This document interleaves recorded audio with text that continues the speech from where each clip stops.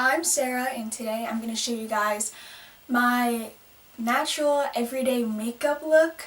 I'm doing this as a casual video because I just want to just be face to face, just a girl to girl, you know, or guy to guy, not guy to guy, guy to girl. Yeah, so this is how I do my makeup every day when I want to do all parts like foundation and blush and everything. First thing you gotta do is always skincare.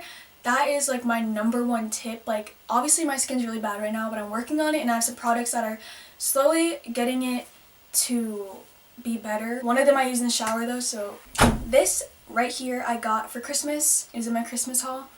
Plug. It is the Kate Somerville Exfoliate.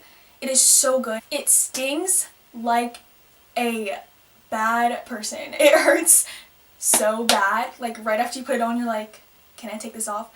But right when you take it off, like you feel like it's like hurting your skin. But then you take it off and it is the best thing ever. I really recommend this. I look like a rat. I don't always do this, but sometimes if I feel like my skin's really just like dirty feeling and gross, I use this. It is the Clinique Clarifying Lotion. I'm gonna get some toilet paper because I'm not fancy. So you take your cotton ball, or in this case toilet paper, and I have one of these pumps, so I just go like this a few times and just put this all around. And then you can see the stuff on it. I don't do that many steps before I start my makeup since that's just too much work. Skip primer, just use moisturizer. I think moisturizer works way better. Obviously if you're going to like a night out, then like I would use primer, but if it's just like a natural just day look, I would just use a moisturizer and just have that as your base. So I have two here that I really like. This Cetaphil one, from Costco I think. But this one I'm going to use in this video is the Righteous Butter by Soap & Glory. I'm just going to be real with you guys and like show what I actually do and not make it just look good because of like there's a camera in front of me. So this is a full coverage foundation I believe, but it's the lightest, most liquidy good foundation that I have and have ever used. It is the Bare Minerals Bare Skin Foundation. I don't even think it's my shade anymore. It's really dark. I've gotten on the brush train for my foundation, which is so weird and unlike me, but this makes it look airbrushed. I really recommend using like a duo fiber brush. This is from Eco Tools. I have to listen to music when I get ready, so this is my song right now. I'm not a professional. I don't know what I'm doing.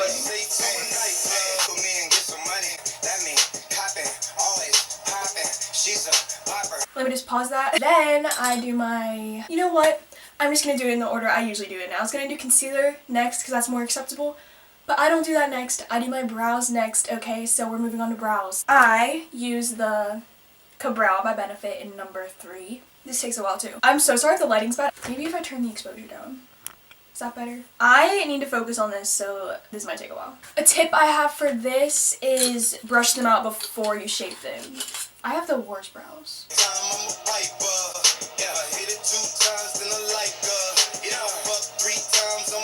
The tip I have for this, I used to always do the front of my brow first. Don't do that. Do like the middle towards the tail and then do the front. I don't know. Then I take the spoolie again. The spoolie is your best friend because it blends all your mistakes. Actually, they look pretty good in the mirror at least. Right now, we are going to do the concealer. Reason why I do concealer after my brows is because if you mess up or if you want to make it more sharp or somewhere, you can just put concealer there and it will make your lines of your brows just like be more sharp and visible. I take the Fit Me Concealer by Maybelline. This is the best thing ever. I know it looks so light compared to my skin tone. But the reason I use a light one is because I use it like under my eyes and stuff to brighten. I don't really use it to conceal my pimples or anything. This is definitely a good dupe for like the NARS concealer. I put it on my eyelids just to brighten them up. First, I go in with my finger under my eyes just to like really get in there. It can be hard to like, it's hard for me at least to get in there with a sponge at first, so I know it's not blended all the way. And then I go in my lids, bring it up to like the brow bone, you know. Then I get my sponge. Then I just blend the rest out. My skin has been so bad. Hey! Bronzer. I've had this bronzer for 1,000 years. Do I recommend it? Not really. As you can see, I'm kind of tan all year. All year round. This is almost the same color as my skin. I need a new bronzer, so. I use this brush and I just kind of warm up my face because that concealer makes my face really light. I like to put it on my jawline and just like makes it sharper so we don't always have that double chin, you know what I'm saying? Then I pull a Tana Mojo, if you guys get that reference, then you're probably addicted to YouTube. But then I pinch the brush and just contour my nose because I'm a lazy little girl. I hate my nose, so like I always do this. For highlighter, my favorite part, I take this eyeshadow palette. I use like this one on my cheeks and then this one for my nose highlight.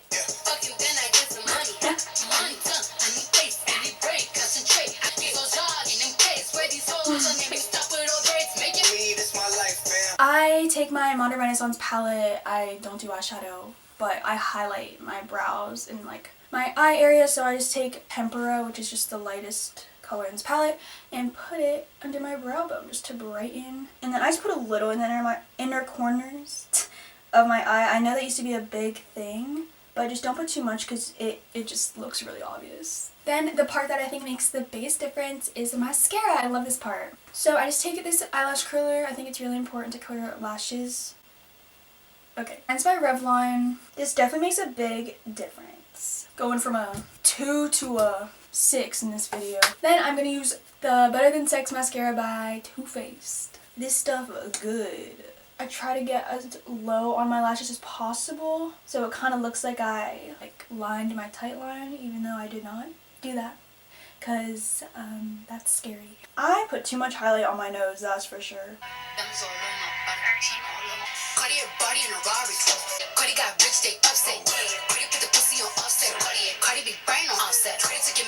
Am I done? Wait, I love this part. You can see all of the stars, constellations, I'm impatient, you are beautiful, beautiful. You should know, you should know.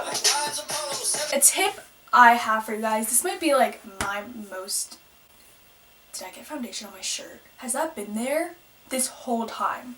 Or it's eyeshadow for my, you can definitely still see it. I keep looking in the viewfinder, I'm sorry. That's probably where I was looking this whole video.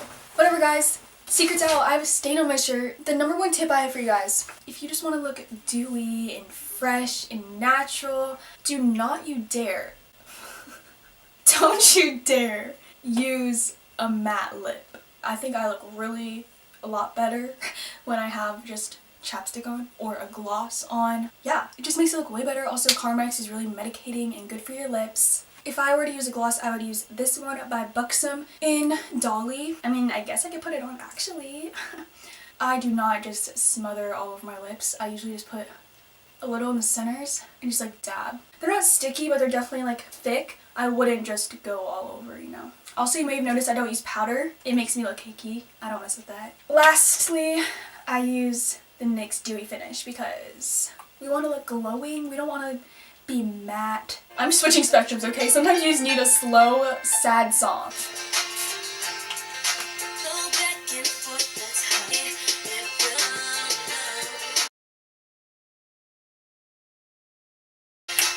I'm overboard and I need you to pull me up. I can't sleep on my own.